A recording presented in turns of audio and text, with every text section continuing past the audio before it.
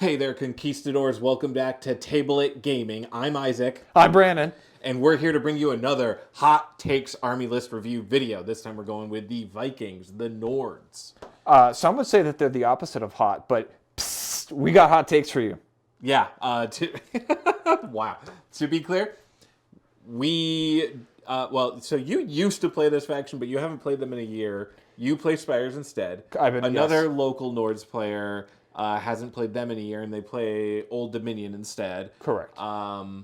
So people left Nords locally and did not come back. The last tournament I went to, I did play a Nords player, the beautifully painted one. Yeah. But so neither of us have tons of direct experience with Nords, especially now that they have the Vargers and everything. But I played against all those at Captain Con. Oh, I played against Vargers. so we do have stuff. some I played hands-on against them, experience. This is all going to be theoretical. This is going to be our hottest takes. Besides the Sorcerer Kings, obviously, because that was like a day after the PDF came out or something that we recorded that video. This one is, I mean, neither of us played Old Dominion either. What am I talking about? Anyways, hot takes. Yeah. We do not stand by anything that we say here. So you can't hold us accountable for our bad takes. 100%. You could just comment on the video and drive our engagement is what you can do. If I say that out loud, does that make them not do it, or does that make them more likely to do it? We hope that it inspires action. Yeah. We hope that's a call to action. Exactly. Comment on how wrong we are. So we're doing the Nords. They are your Viking Marauders, hit fast, hit hard. Do you want to set some ground rules? I thought that I just did. The only addition I want to add is we will not be reviewing any models that are unreleased at this moment. Yes. So it's just what is playable at the time of this recording. And they're going to be hottest takes. We're not covering everything, just what we think is interesting on the plus or minus. Also, to be clear, here's another caveat here. As of recording, this is the 28th of March, 2024. There was a happy hour that neither of us attended, which I hear has some changes to Bloodlust, which is a rule that features pretty heavily in the Nords list. Yeah. We neither of us have seen the hangout yet, so we don't know the specifics of what that is. So we're going to say a bunch of stuff about Bloodlust that's going to be really funny. Maybe soon. I don't know if they said like this change to Bloodlust is coming out next week or something, but if we release this like Monday and the rules that change Bloodlust come out Monday, it's going to be really funny. But that's a living rule set for you. So, all right, now that we've set the ground rules, I've described what the Nords are in vague play style. Let's talk about army rules. I'll let you go. Yes. Okay, so one reason I stopped playing the Nords list in the beginning was their old rule sets were not super interesting. They did an army refresh, which we're revisiting, that changes them from just having situations that get extra dice to now get better movement. I think the rules that we're going to cover here are going to be very interesting depending on how you and your meta play games. If there's going to be a very full set of terrain table and interesting choices, being able to just ignore that and run right through is going to be great. And if you play with 4 pieces in the corner like we often play with locals, it won't be great. So just throwing the locals under the bus. We're getting it's just different people want rank and flanks where everyone gets in the middle and clashes, and some people want to spend the time maneuvering, and it's different ways, different strokes for different folks. So medium and heavy regiments from this army benefit charging through pieces of hindering terrain, and can benefit inspiring special actions. So this is the thing that lets their mediums and heavies, and they love heavies with the Otnars, actually get the charge bonus even if they interact with terrain, which does open up gameplay and sets them distinct from others. In addition, all regiments in this army do not suffer penalty when at least half their total stands are within a piece of water terrain. Isaac and I, when we play each other, we extensively use water terrain because we feel it's an interesting terrain feature where you either go through it and suffer a penalty, or you play around it and there's kind of a choice to be made. At any event I've been at, I have never seen a piece of water terrain. I think there was water terrain at last year's Iron Weld. I did not play on that table. Okay, I think that there was one piece, and if I go through my video or my pictures of that event, I think I would see it, but I don't. I think it was in the corner. Okay, yeah. So I don't think it applied to anything. And the reason this is really interesting is water is one of the most detrimental pieces of -1 terrain. clash. -1 if clash half your straight up. stands, -1 clash. The fact that Nords don't have that, you can charge through a pond, have your feet soaking wet, run up to the archers that thought they were safe on the other side, rip them apart.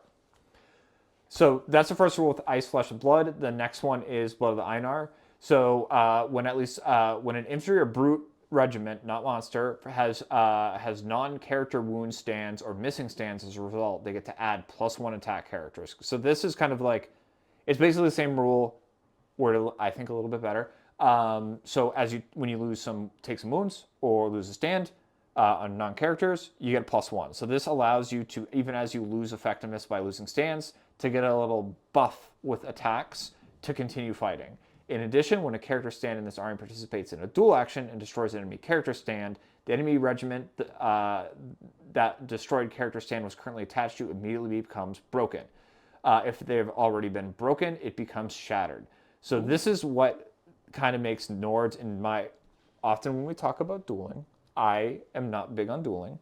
This is interesting because if someone accepts, in the new rules, if you don't accept a duel, you have penalties that are like being broken, but not entirely like it. So you can't just easily shrug it off. It's explicitly not broken. Correct. It's all the effects of broken, off the top of my head, it's all the effects of broken, but it's not actually broken, so you cannot remove it. Yeah, so you can't just shrug it off with a character action or something. So this is a nice way because if they say no, they suffer the penalties of broken with none of the ability to shrug it off. And if they accept it and you kill it, you're going to put the whole unit at a detriment. And if they are broken, they have to take it, and you can shatter them if you kill the characters. Yeah. Especially with Nord's beefy melee characters, this actually opens up the chance where you could shatter out someone big. So I think, like, as someone who doesn't love dual tech in general, I think they are a little bit more interesting to try to bully people around. Next rule. Last one. They have a third one? Yes. Prophecy unfulfilled. When the enemy regiment is currently engaged by a friendly regiment, other non-monster friendly regiments add +2 to their charge distance when charging an enemy. So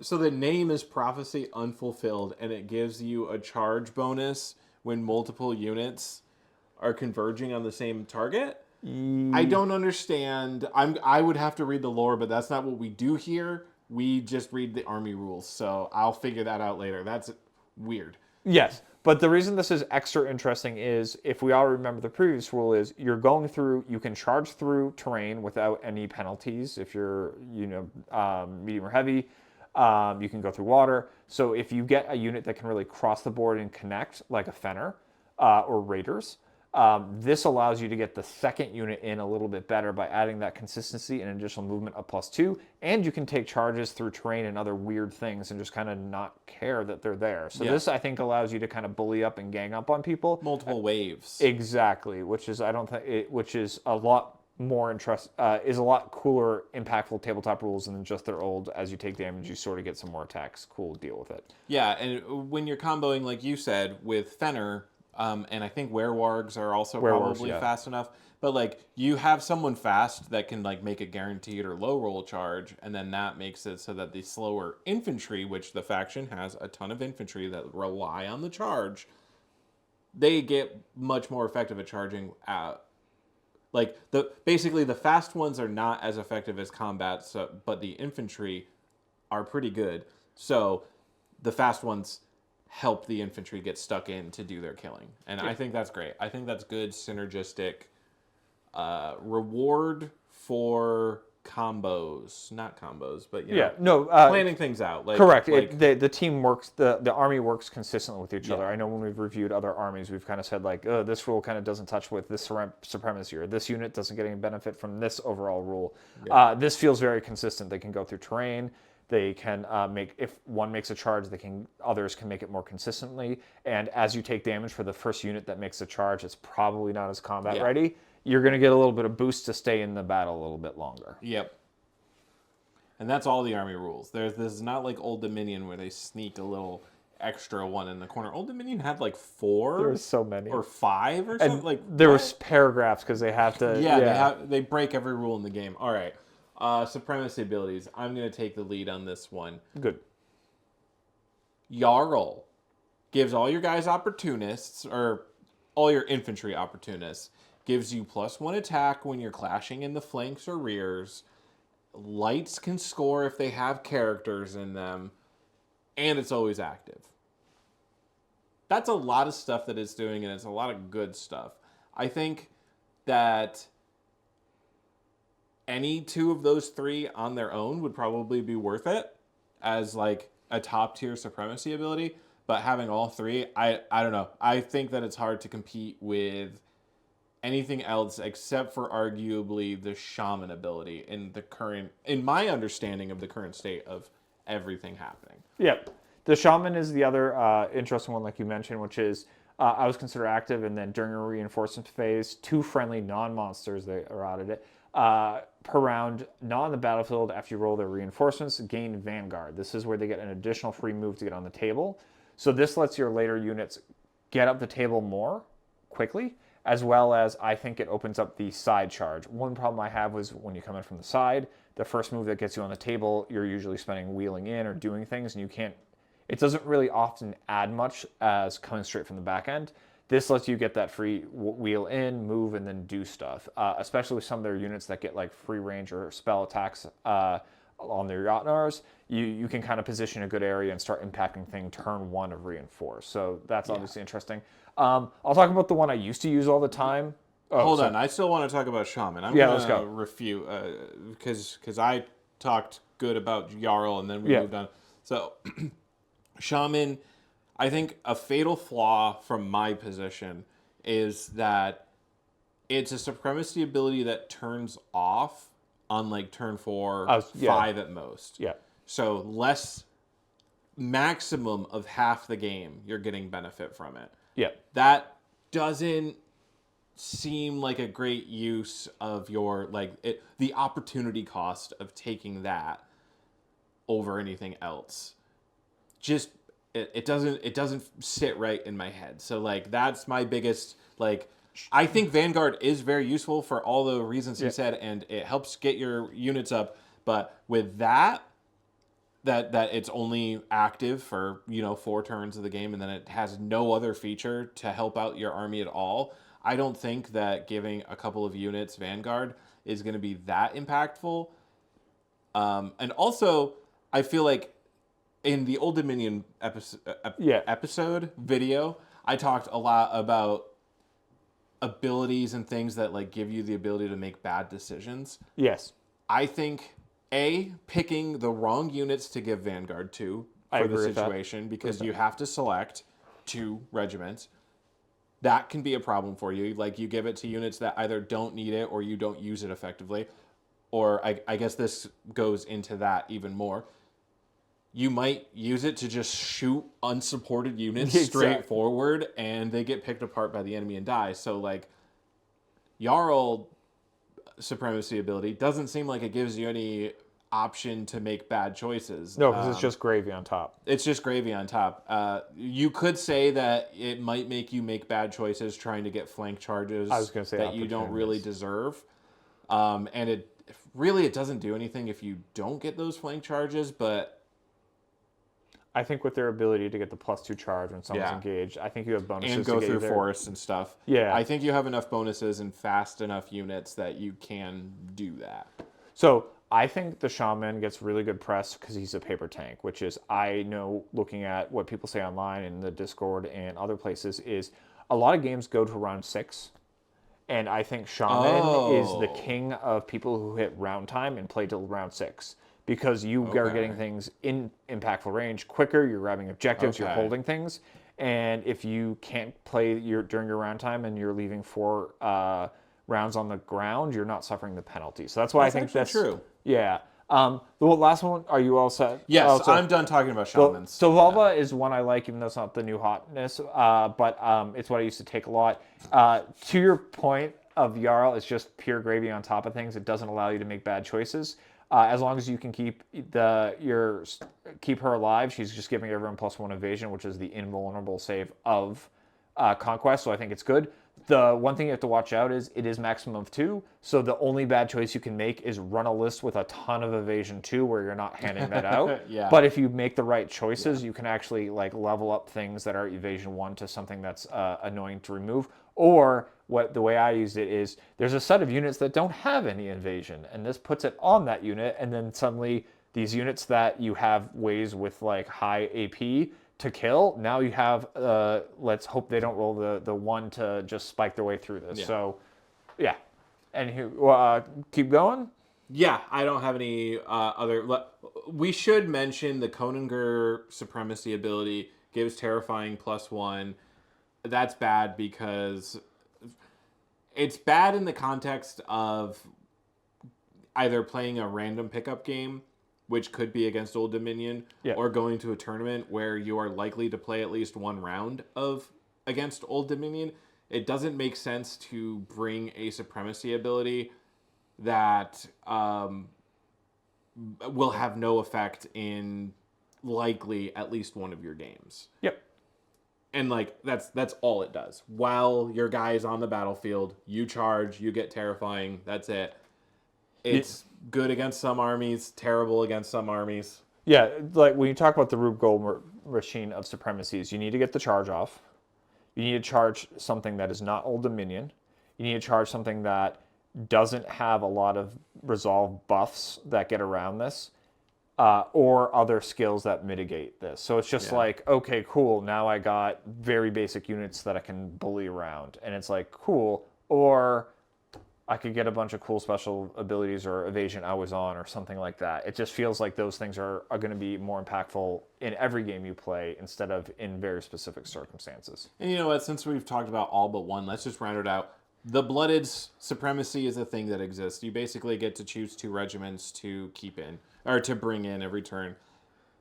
That sure is an ability. I don't have anything negative to say about it. Yeah, it's an ability that exists. It used to be way more interesting when you couldn't auto bring in 1 a turn, so you got 2 units on auto and the opponent might dice out. It's exactly like the Shaman, which is you get stuff a little more consistently in the beginning, turn 4 comes around and you stop getting the benefit from that. Yeah. Yeah. And it's also got somewhat of an anti-synergy. I guess the bad thing I have to say about it is Blooded has forward force, which gives the unit he joins flank. Stalkers are in his warband. Yeah. They have flank. Fenner are in his warband. They have flank. I feel like there's one other one that has flank in his warband, but he already has so much flank that it I guess it doesn't have to be in his warband. You can pick 2 other regiments, so you could sneak effectively flank on Jotnars and stuff. So you can bring things that like come usually later in earlier. But with the consistency of auto bringing 1 a turn, your first Jotnar is going to hit the table at turn 1. While having 2 Jotnars, turn 3. Will having 2 Jotnars at turn 3 be so devastating that you can just instant win the game to give up the effects of something more consistent that will last all 10 turns? I don't think so. Yeah. All right. So now we've talked about all supremacy abilities, which is outside of the scope that we set out to. But all right, I'm going to quickly go over and let you stop me if you think that you have something interesting to point out. But I'm going to quickly go over it. All the characters got some retinues rolled in when the retinues were removed. So like that's why Blooded has the red 6 if you're looking on the screen right now for their attacks characteristic. They went a little up in points. They have forward force, which as mentioned gives flank because they used to have access to flank via retinues. They also had combat retinue. That's why their attack got higher. Yeah. They're good killy characters between cleave 2 and 6 attacks at class 3. Like that's pretty good. Forward force, pretty good. Nothing particularly special to say about that. Correct. Yeah. Jarl also has forward force. Got C Jotnar. That's big. That's cool. Also thematic, right? He's the he's the boat guy. So fine. Retinue, okay. No cleave. Yeah, no cleave. But still has 6 attacks. The Konagar is, to talk about him briefly, he's got good stats and good characters, especially with the buffs from inclusion of combat retinue.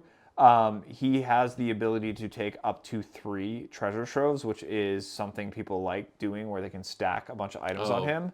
The concern I have here is you need to make sure that every one of the items you stack on him is going to get used a predominant amount of the game, or he actually just becomes a build-up character that you don't get usage out of, and then you're spending a lot of points on stuff. And that's like the one concern I have with people. What he brings is really good. Like, he has a good recruitment pool, and he no longer has the Jarl tax, but like, I feel a lot of people take him and they're like, cool, I can get 3 treasure troves, and then go nuts, and they're like, I spent a unit of raiders on 3 items I didn't use, and it's like, raiders would have done something. Yeah, the point that you're getting to like almost 300 points, because he not only gets 3 trove items, which can be expensive, they can be like 40, 50 points a piece. Yeah. He can also get a mastery, which could be like up to 40, 50 points, if I remember them correctly. And he also gets 2 of the aspects. But, those are free now. Correct. They made those free? Yes. Wow. I should have paid more attention. Didn't realize that they were free. Yeah. I mean, you're always going to go for +1 clash, which is dragon, and +1 attack, which is wolf. And so you're going to be clash 5, 8 attacks, and then you're going to maybe give him a bunch of items, which you can go too hard, but I think it is slightly better to do so now. Like, you can make the full dual one. I think he's slightly more viable. People back in my day were bringing like literally 300 point Koninger. I think they were actually 285. And they would smack people up with duels, and I would just say no every time. Yep, and nothing worse than wasting all those points on someone saying no. But in the new world where you can't, you still suffer a penalty, or you suffer an equal amount of penalties that you can't shrug as much. Yeah. They're more interesting. Shaman's a caster. He used to have Arcane Retinue, so he's 1 point priest higher, so he gets the spells more consistently with slightly less overall investment. He got a new spell, Hoarfrost, which causes hits, and if the enemy is engaged, it causes extra hits, which is a neat thing. Yeah. Which Synergy. Probably the best spell he has access to. All the other spells are kind of they're all junk. Yeah. No, it's good because they looked at all the old spells and they're like, we don't want to make these better. Let's just give them a new good one or usable one. Yep. I will talk about the Valkyrie or the Volva quickly, which is it's a healing casting spell. They reworked the mainstay, so it's better. But if you want Valkyries, this is the only way you get them. So I think the decision point is do you either want the Supremacy or do you like running the Valks? If you like Valks, this is the only way you bring them. Yep. Vargar Lord is the last one, and this one is interesting because his Wolf Pack ability buffs his entire warband, gives everyone Flurry. That's going to be huge. Yes. On, not everyone, but Werewargs and Fenner. So it makes decent combat units good combat units, in my opinion. And he's a fast little freak. Yeah. That's all I really got to say on him. Yeah, when I played against Vargar Lord with the, I think it was with Fenner, is they get across the table quickly, and with him embedded in them, he does a lot of, he's scary, and he makes the attached Fenner unit that he's part of scarier because he gives the buff to the unit. So I like this guy a lot. I actually think he really opens up the gameplay, and I think he lets you get a character in a unit of Werewolves or Fenner that you can get forward and start doing damage. And he just makes a whole warband better, which I feel is a unique game space because, like, I don't know of many other places that do this. I know there's, like, army rules that say, like, you can take this unit or you can give veterans this or you can do this, but, like, I don't know many where it's, like, attach this character, these things just get better for that. Well, we were talking about this in the Old Dominion one, right? Because Sorcerer Kings, I think, and Old Dominion both had characters that buffed their warbands specifically, and we pointed out that seemed like a new design direction that they were moving. Because nothing else in the old game, old armies have this. Like, no other Nords unit have this. 100 Kingdoms, Dweg, those things. It's like the new thing. So, like, that's what I like about this, where you look at a unit and you say, oh, it's cool because it does this, and then you get this guy, and it's like, actually, they have a new role.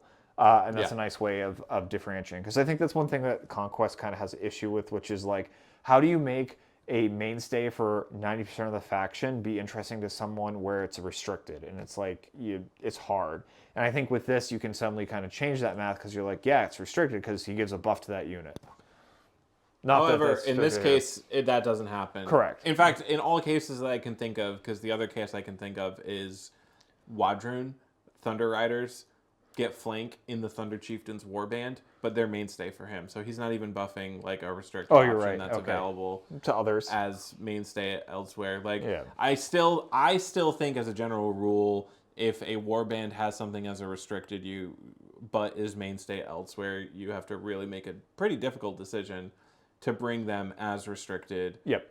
in that warband instead of just bringing a second warband to bring them as mainstay. Because part of the balance of the game is mainstay has a certain amount of like power. Like mainstay choices seem to be on general weaker than restricted choices. So when you get restricted as what other people have as restricted as mainstay, that makes your warband more powerful.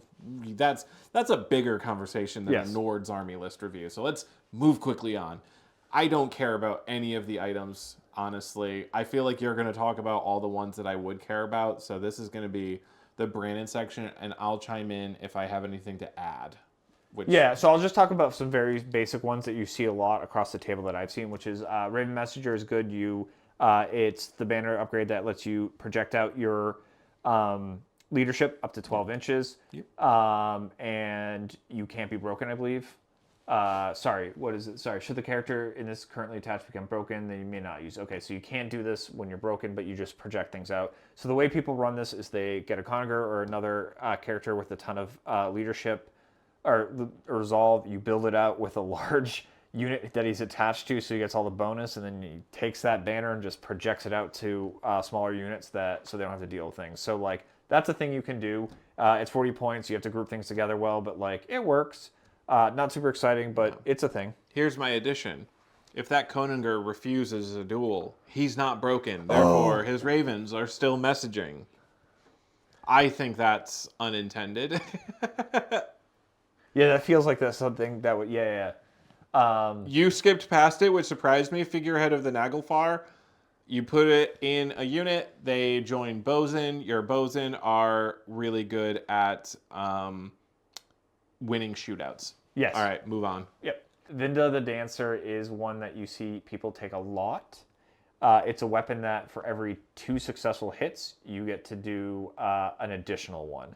So when you looked at some of these characters that we went through that An had additional 7, attack. Sorry. So It doesn't give you an extra hit. Yeah, sorry. You have to do another roll and go through that. And it doesn't go on forever. But when you saw some of the earlier attacks, especially with the inclusion of the combat, once they got rid of those retinues, they have 7, they have 8 attacks. You do things, you throw a bunch of dice, and you can get a lot of extra hits with this. So it kind of lets you win more, which some people like. I do worry that for 40 points, it can be kind of a trap. The one that I used to run a lot, and I think dependent on the latest state and when they update Bloodlust, is Roja the Redbringer, which is, it's only 20 points. You gain Bloodlust special rule, which we'll circle back to in a second, and you get +2 to your attack characteristic. So the reason this is really good is 20 points for +2 attack is just good, is efficient. And while Bloodlust is a detriment in the current rules, Nords want to probably be charging anyway, so like you should be going in. It opens the ability to charge from off table, which is kind of a benefit in my opinion. And even if you absolutely a benefit. Oh yeah, 100 yeah. And even the downside to resist is just make a leadership resolve check, and like most characters have decent resolve. So I think for 20 points that's just like a very easy gimme. Yeah.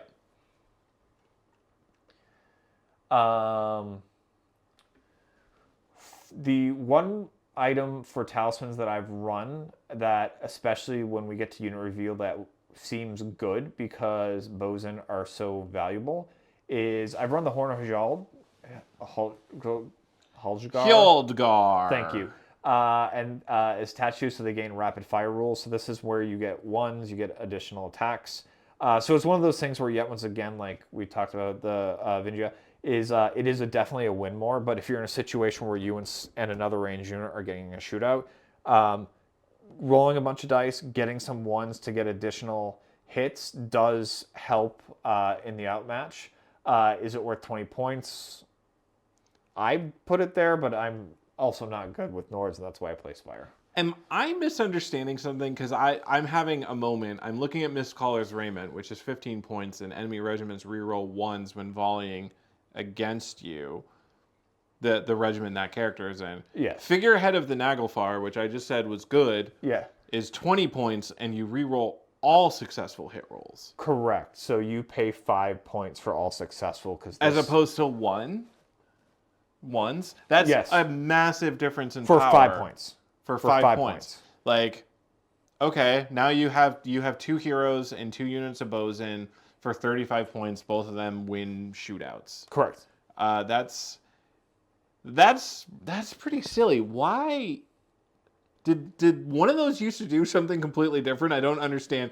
I understand that one's a banner, so it was a lot harder to get before, but now it's just all infantry can take a banner. I think that was the reason that banners used to be behind the So upgrades. you take a Konungur, you give it the Horn of Hildgar, and you give it the figurehead of the Naglfar. You put it in a bosun, with the which bosun, is in his mainstay. Which is his mainstay. And so you've got a rapid volleying that they have to reroll hit rolls again. Okay, all right, just had to make sure we were all clear on this. Yeah, cool. That's so double thumbs up. I love to see that. Yeah, all right. And I'll just make it very explicit. It doesn't feel the Mistcaller's raiment is pointed correctly in the fact that 5 points more you can get an item that lets you reroll all hits. So if you take this, you're a fool, is what we're saying. I'm saying. Yeah, the only situation where you would like take it unless you were like maximizing a gun line is a Vargar Lord can take the Mistcaller's raiment because it's a brute. It can't take the banner. So he can wear the special shirt that makes his Fenner or Werewargs less likely to get nuked out at range. All right, that's cool. I'm gonna talk about Rune of the Storm. Okay. If you have a local Dweg player, fit one of these in every list. Once per game, you turn off spellcasting for a turn. That seems super good. Oh yeah, especially if that's someone's gimmick. So I know we talk about not trying to pigeonhole yourself in an area when you're fighting someone who might not have spells. For 30 points though, shutting down a magic heavy Dweg list can be the difference of a game, and especially when we see things like Sorcerer Kings around the corner, which are very oriented on magic, based on a rule review. See our other video. This feels like a good thing if you have 30 points kicking around. Nothing else that jumps out as a better spend. I'm gonna run through because none of these I think jump out any super better at me. Okay, yeah. If you're, I don't really have any masteries that I'm like must have. Oh, I guess the last one I'll say is for Overkill. I know when people like building super duelists, which is for each wound this character stand causes during a duel action, the regiment that it's attached to also takes damage. So I know people like taking this. It's only 10 points, and if you're going to be built to try to duel, like sure. But yeah, once again, like if you kill a character, you're breaking the unit anyway, which just feels like a big detriment. And you're probably just going to kill them next turn. So it's like this feels like one of those things you can overinvest in. I mean, there is a world where the overkill resolve test could cause a shatter. Actually, with MSUs, you're right. You could go kill a guy, which would break. Then you would carry over the end number of damage that you did. With a Konungur, with Yarn Gripper, the armor that gives you smite. For some reason, armor gives you smite in duels. It gives so you take that, and then you take Vinda the Dancer. You're making 7 attack rolls. At Clash 5 because you've taken, or sorry, you're making 8 attack rolls at Clash 6, so you also get Relentless Blows unless that doesn't trigger in duels. But let's just assume that it doesn't. Basically, you're hitting like 7 of those attacks, which means that you get to make 3 more, which you are hitting basically all 3 of those. So you do a total of 10. Then the one downside is you don't have any cleave, but you know, even if most characters are like defense 3, so that's true. They take 4 damage. 4 resolve tests could drop an enemy stand. You know, no, that's true. Especially and it doesn't hurt you. Because the character also has to take the resolve tests, which might kill them. Like 4 resolve tests on the character after taking 4 wounds, and then 4 resolve tests on the regiment after potentially losing the character. I think that would happen at the same time as they have the character. But anyway, yeah, it's. 10 points. If you're going for it, go for it. Although at that point, you're probably actually taking the duel-related mastery. There's a mastery. I mean, Headhunter causes 3 hits for each roll of Yes. 1. But the Watchful Eye of the High Kings, where, yeah, you can never refuse, but if they refuse, they re-roll their successful morale test until the Yeah. end of the round, which, like, maybe you don't take that. That doesn't actually seem as good as I thought it was. Because especially if you go I'm going to listen to my inner Isaac. If I'm fighting Old Dominion, I'm not Oh, going to do literally it. doesn't matter. Same thing with Overkill. Oh, same thing with Overkill. So yeah, you're Overkill's at probably least taking 10 points. You're taking Headhunter. Yeah, Headhunter, Yeah, if you're going to duel where you every get 3 time. extra hits, yeah. Overkill, I'll at least say, is 10 points, and usually I've come on situations where you have like 10 or 15 points. You're like, what do I spend this on? Watchful Eye of the High King is 25, and I feel like at that point it's like, is there a unit upgrade or a unit, No, a yeah. character I should attach, or a banner that would make better Yeah. use? And I think that's when you're asking that, you probably should go to those other areas. Yeah. All right. Is it unit time? It's I will talk about the one spell. Okay. The only healing that this faction has is the Fruit of the Golden Tree, Volva specific. It's an attached unit. This used to be super crazy. They brought it in line with how things should work. So you can heal. This is like the one kind of recursion trick that Nords have. It's not that great, which is why people aren't running this a lot anymore. But it's the only heal they do. Yeah, that's all I have. Yeah. Nice. That's basically my nostalgia back for the old days. Right. All right. Unit time. Raiders. They're cheap. They're cheerful. They can score if you have a Jarl as your leader. They cause impact hits. They have flurry. You know, they are the most basic unit that this faction has access to. You'll probably run 1 or 2 regiments of them, no matter what your list is. There's ways around it, but it just feels like it's going to be very common to see them. Yep. I like them a lot for their points. They're very efficient. Yes, you want to get the charge off to kind of get the full value of them. So, but you have the tools to do that within faction. The one thing I always call it, because this is what I used to run them with, is if you have the Supremacy to give +1 evasion, they have evasion 1 native, they hit evasion 2. Evasion 2 raiders are cheap and annoying to remove. So that's just true. like a thing that you can build around. They also have decent unit upgrades too. So. Oh yeah, the captain, the shield better gives them +2 inches to charge, so you're Yeah. potentially looking at +4 inches to charge if they're charging something that's already engaged. Captain gives them the ability to score. You can make them mediums instead of lights at the beginning of the game. Yep. Yeah, exactly. So I think that's why they're interesting to me. Bosun, they have a lot of attacks. Yeah. Precise shot basically maths out to around the same as -1 AP, which is fine. -1 AP is technically more useful in more situations, but you get the dream. You get to live the dream of you shoot at a defense 4 blessed unit and they don't get a save against it. Yep. Besides that, just the fact that it's Barrage 5, that's a lot of attacks to be putting out at 14 inches. 6 if they're within 7. Yep. And with a good volley, I just want to be clear. A lot of things that and they have this, volley 3, so they move and shoot. Yeah. Correct. Yeah. You don't depend on taking aim. Exactly. Yeah. The other thing I'll call out is which they changed as part of this and why it's right is they're base evasion 1 now, which means they can 2. which means they can kind of get hurt in shootouts unless you have a supremacy to anchor that back up to E2. Yeah. But yeah, this is if you're playing against Nords and that Nords player is playing the game, as per meta, you're going to see multiple units of Bosun because this is an effective unit. Yep. Stalkers, they exist. They have flank and vanguard. I don't think you're going to use them a lot or see them a lot, but I think that there is a role for them. They come up the board quick, and they pester people, the light units that come to establish on a point and soften them up a little while the mediums move into place, and then your own like raiders charge in and kill like the depleted light units. That's kind of their role. That's a role. Yeah, I don't know if that works anymore. Before, when you could put a unit in and get them, put a character in who's medium or return them scoring and they could do stuff. I think they were interesting because they got you early points.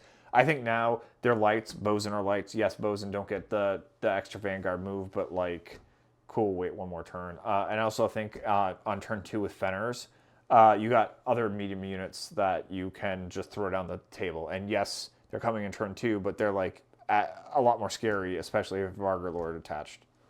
So I just don't think these guys have a place anymore, which is why you don't see them. Yeah.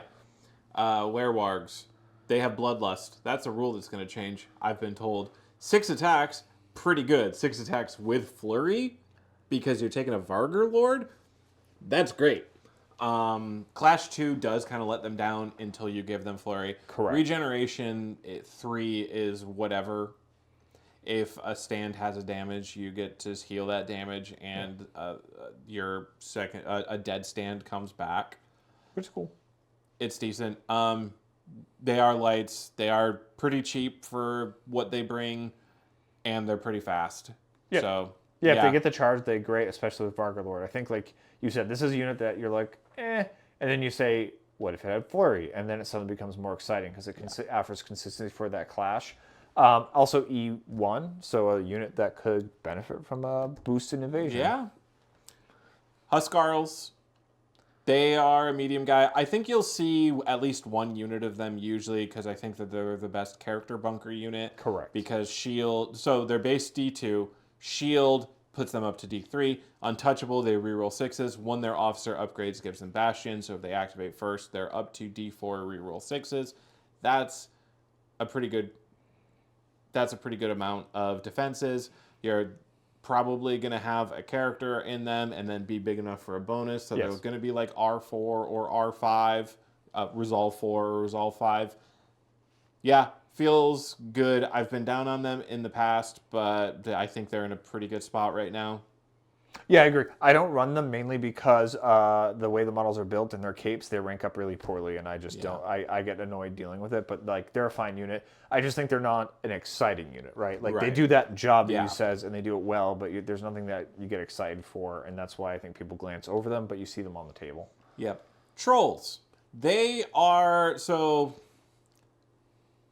the regeneration, even though they're trolls, regeneration's a really awkward rule on them because it's a draw event, which means that they could lose it if you're playing up against Wadroon. And I want to say another faction got a deny draw event ability if it was either Sorcerer Kings or like one of the new spells that some faction got. That makes it awkward. The fact that it can be shut off if you're broken makes it awkward. Like, oh, the trolls are so scared their regeneration stops. I don't know what's going on with that.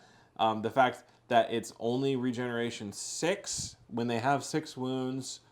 So, like, yes, you can heal a stand back to full, but it's going to, like, it's a very specific situation where you get to, like, bring a whole stand back. Yeah, exactly. Or you're going to stand in a half back. Or I think that they would have... I think that they should have a bespoke rule to handle their healing that heals them in a different way than normal. And I think then they would be in a good spot. They used to be Cleave 2. They're only Cleave 1 now. I think even considering that, I think they would be fine if their healing worked a little more efficiently. Yeah. Yeah, they took a lot of things away, or they toned things down when trolls were the dominant force for the army. Cleave 1 just isn't enough to get excited for. Oblivious does not shrug off enough wounds to be exciting. They're still fairly expensive, and you don't get huge swings with regeneration because the stands have so many wounds. Yes, they probably stand on Ejectos fine, but there are better units. Yep. Ulfidnar look fun, but I don't think that they're the greatest. The lethal demise, like they like fight as they're killed. They're faster than the average infantry, but they're also like lightly defended for mediums. 8 attacks. Oh, that's the number 8. Okay, that's a pretty good unit. I think you should take it. Yeah, I fought Ulfidnar with my double Siege Beast list, and they're annoying because they kind of go down and then you just take hits. So you want to shoot them at range because they don't really have great defensive stats, but once they get close combat, you kind of get stuck and you just take damage, and if you ignore them and attack other stuff or you do that kind of stuff, they have enough attacks where it's, even though they're not high quality attacks, there are a lot of them. So I feel you kind of have to deal with them because they just do a lot of things knowingly. In the game I played where they swung into my Siege Beast, I think it was 5 stands, and they kill each other. So it was one of those situations where we killed each other, and like it sucked. It was way worse for me than him, just because the siege beast is very expensive. Point value is not, I guess, as different for that many stands, but like that was the thing I used to kill stuff, and he put chump on it, and then as I killed to get out of that, I died. So that was like a big swing in game momentum. So yeah. It's getting pretty expensive at that point, but 20 points for the Savage gives you flank and double time on an inherently March 6 unit. Like, in a lot of ways, it feels a lot like Wadroon's Blooded with the tracker attached, but you're paying for 2 extra attacks per stand, 1 extra movement, the potential for double time, but you don't get Fiend Hunter, because everybody brings Tracker Blooded units, and Tracker gives flank and Fiend Hunter.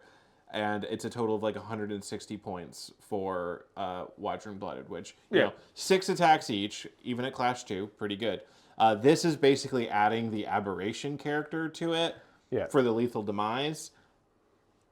And then there's the Bloodlust shenanigans, but like that's changing. We know that it's changing. We don't know exactly how it's changing. Yeah. Maybe there's no more shenanigans to be had. So yeah, this is the unit. The one thing I'll say about this unit are they mainstay? I would have to check if they're mainstay. Okay. I don't know. If they're mainstay, I think bring 1 unit. Yeah. This is a unit that I think makes Shaman's Vanguard interesting, which is you can because they are medium, so they come in earlier. You can start getting them in round 2, and then you can just full send because they got enough move, and then you can get the upgrades to that. And even if they're unsupported, that's fine. They're just there to be a speed bump. You kill them, you take damage. Yeah. It's fine. But yeah, once again, it's a unit that's going to die, and it's a supremacy that's going to wear out by turn 4 or 5. Yeah. So, yeah. Valkyries?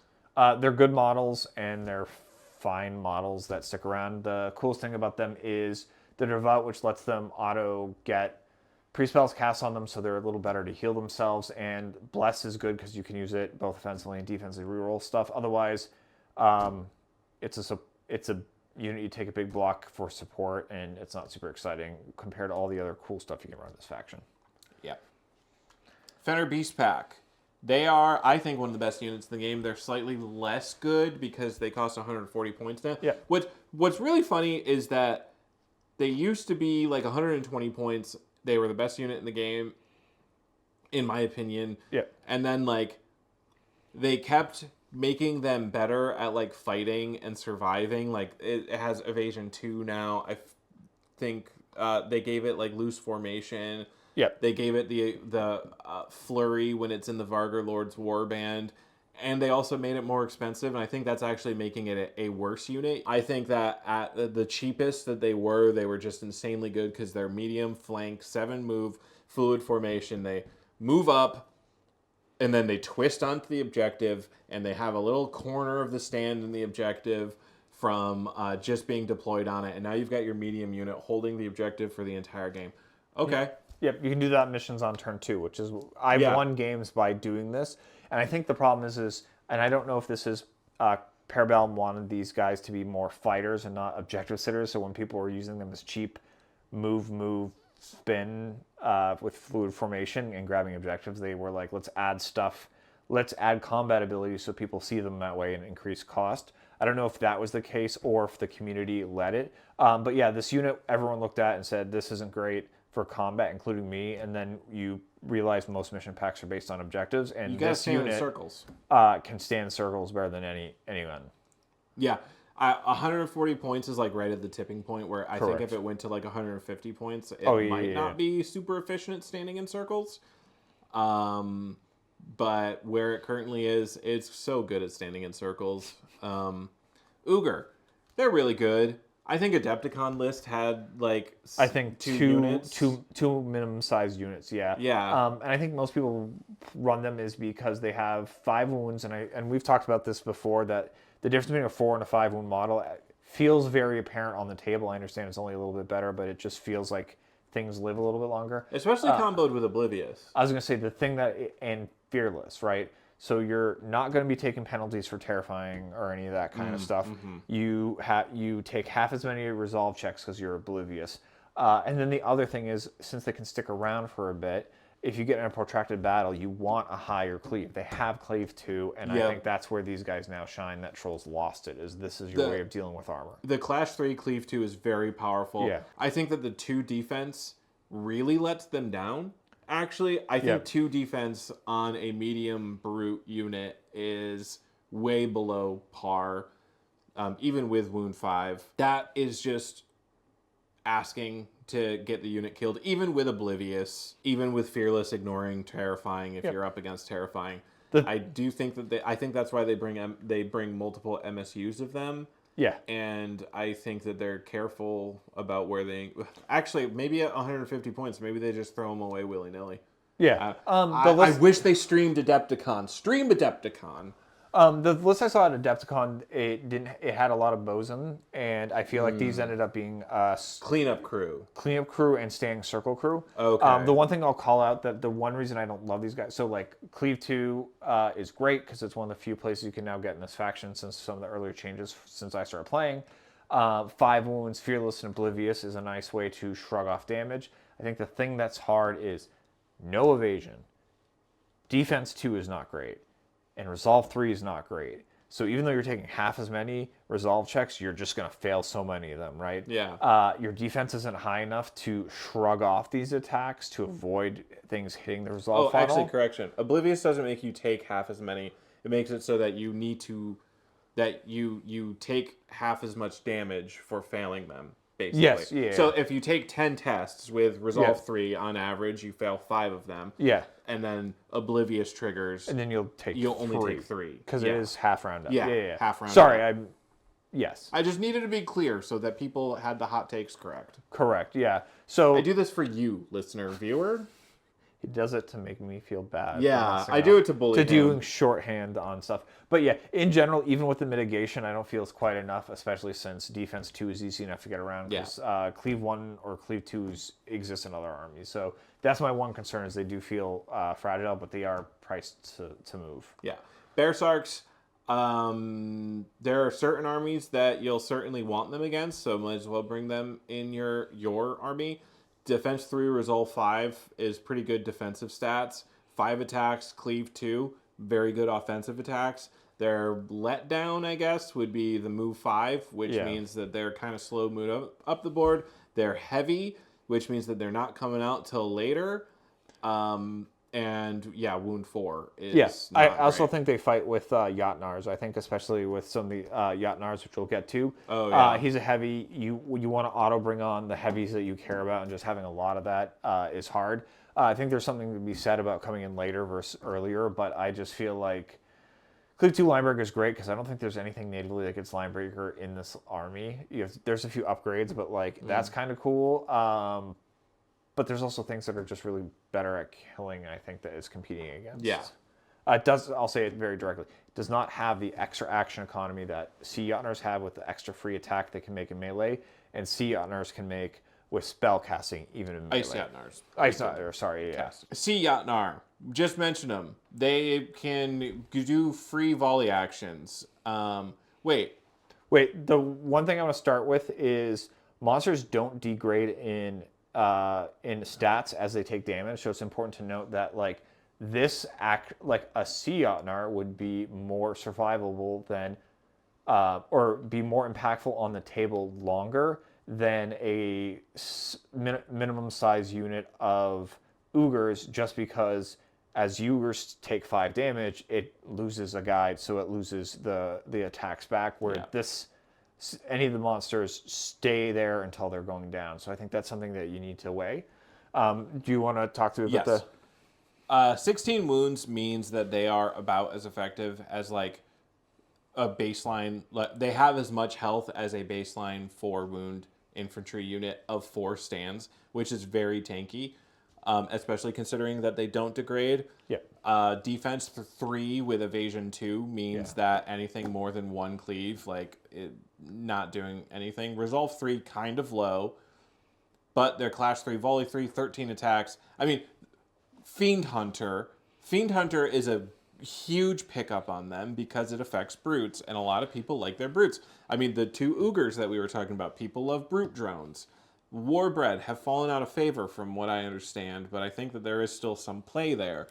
Old Dominion we talked about. I think that they like their brutes. City States like their brutes. Fiend Hunter was what wrecked me at a tournament because I ran my dual Siege Beast list. Yeah. And then I had brutes in the form of Avatara, and this guy just went ham on stuff because he just, right through. Yep. So, Sea Yatnar, because of Fiend Hunter, I legitimately think that it's probably the strongest pick. The fact that it also has bonus damage at range, pretty good. It is super expensive, but dang, it's tanky and it can chug out damage. Yeah, and I just want to reiterate, and I said this just a moment ago, this unit gets 3 activations in a turn. It gets 2 normal and then 1 free volley. So it's important to note that this guy is 50% more economy, action economy in a turn than other monsters. So even though it's a little more expensive, if you can keep it alive, which it stays alive and effective longer than stands, it's doing more each turn. And you can do really janky stuff, such as you can charge into a marker, do damage that way, punch it second action, and then use a volley to hit something far away, or save that to do a little extra damage if you whiffed on one of your items to take a marker off the table. And the ability to do that in one series of activation is just very powerful. So that he does, like you says, he kills things that are on the table that you want dead, and he's got the action economies and survivability to be consistent to depend on. Yep. Mountain Yatnar is a Sea Yatnar, but without any of the great things that Sea Yatnar has, for 50 less points. Yep. That's all there really is to say about him. Yeah, I'll get on my soapbox. We said this in the last video way back when. I think the problem is each of the Yatnars are supposed to have a place in the army. They have since brought up the Yatnar's points, I think, since way back when. But, feels like he should have Unstoppable. It feels like his space is he should be the one getting close combat. Does not feel like the Ice Yatnar should be the one with Unstoppable. It feels like if the Mountain Yatnar had this and had a point adjustment to match, each one would have a more distinct space to live in, and this would be a choice because you could throw them across. Right now, you just find the way to spend the points to get the other items because they get an extra activation each turn, whether they're free spell for ice or free range attack with all the abilities that a Sea Yatnar has. Yeah. Ice Yatnar, I think, is overall probably a worse Sea Yatnar. It doesn't have Fiend Hunter.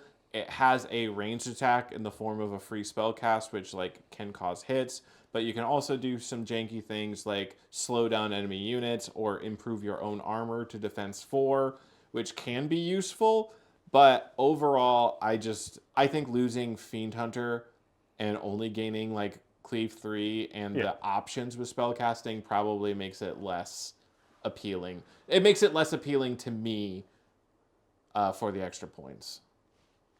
I agree with that. Yeah, at Adepticon, one of the higher performing or one of the highest performing Nords list had both a Sea and an Ice Yatnar, so I want to know why I would love to get inside their brain and understand why they do the Ice Yatnar. Does Priest cause interference or anything? No, it doesn't. Yeah. Oh, it does. So I can see a world where you want to take this guy. That's true. Because just as he goes forward, because if I'm a Dweg or some other spell casting that you have, something's causing issues. So I think that's one of those hidden things. You're not going to always use it, but even if you're not playing someone casting spells, you still got spells of your own to do damage. Yeah. So is it worth 10 more points, depending who you're playing, or if you want to guard against magic heavy meta. Yeah. All right, so do you have any closing thoughts on the army overall or anything? So the overall closing thought I'll have is I stopped playing Nords because the main ability that they used to have felt lazy and not super impactful. There was 1 or 2 lists maybe to play, and it was all around, Volva with Valks and then Recursion and some stuff. Bosun, I do Bosun heavy and then Fenrir to grab objectives. I still think that's kind of some of the problems with Nords, but I think that with the additional release units, I think with Vargas Lord updating and changing how Fenrir can actually now tussle with Warwargs and a few other units that we went through here that weren't in the original review, it is alluring to go back and play them because it feels like there's a few other things to do, and they are, once again, doing well in the meta, which is always nice. It feels bad to go to an event and just be like, I'm going to lose because there's because I don't got the tools. And when me and the other person in our meta kind of dropped from playing Nords and played other armies, that's kind of where we both felt. So I'm excited about this. And playing against a Vargalord in general, awesome model, makes units cool. The new stuff is cool, and was impactful in my game against these people. So yeah, I think this army is a much better place, and the rules are a lot more distinct and make them feel unique than just like, I don't know, they get damaged because they took, they do more attacks because they took damage. What about your thoughts? I have no closing thoughts. I'm ready to close out the video. We are done here. All right. Like, comment, subscribe. Tell us why we're wrong. Tell us how my microphone is a whisper and his microphone is blowing your ears out. We checked this time, so that's probably not true. Point out what we're wrong. Point out what we missed. One person after our Old Dominion video pointed out in the comments that Fallen Divinity really likes the Unstoppable Mastery, whereas I was like, oh, you always take the Dread Aura, but they made some good points as to why the Untouchable Mastery is very good, so that they get re-roll 6s on defense. Yeah. So it's always interesting to like have that conversation, and yeah, if you want to bully us, also do that. It drives engagement. So. It drives engagement. And let us know what kind of content you guys like. We've heard a Yes. few people throughout, and we're seeing the views on these rapid-fire hot takes. Actually, basically what happened is we made the Sorcerer Kings video. Somebody commented, do Old Dominion next, so we did Old Dominion. Somebody commented on that, do Nords next, so we did Nords. So, yeah. Comment on this one, do Spires next, Yeah, we'll listen. We are going to try to get a battle report soon. To see how that plays. We've done some battle reports before, but nobody likes First Blood, apparently. And so we'll be testing the waters there. Tune into our streams, which we haven't been doing a lot of Conquest on. Mostly on the hobby side, we paint Conquest, but we've been playing different games. But that's twitch.tv/tableitgaming. If you didn't know it existed, I think we link it all over the place. But yeah. And go to the eShop. Buy yourself some Nords. Buy yourself a Vargalord, 2 units of Veneer, and 2 Werewargs, and use code TABLEIT at checkout to get 10% off your order. Bye. Bye.